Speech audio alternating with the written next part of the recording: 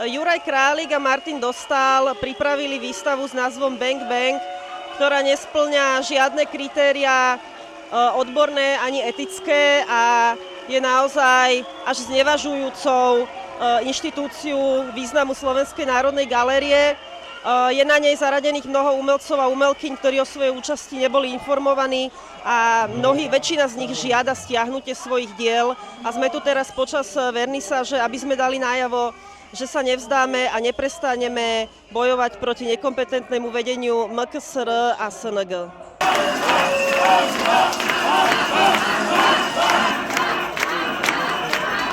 Dneska tu stojíme spolu na podporu 22 umelcov a umelkyň, ktorí výslovene nesúhlasia s tým, aby boli prezentované ich diela za súčasného vedenia Slovenskej národnej galérie. My sme tu ako komunita, je nás oveľa viac vonku ako tých pár vnútri. Držíme spolu, stojíme za otvorenou, slobodnou kultúrou, ktorá je budovaná z dola.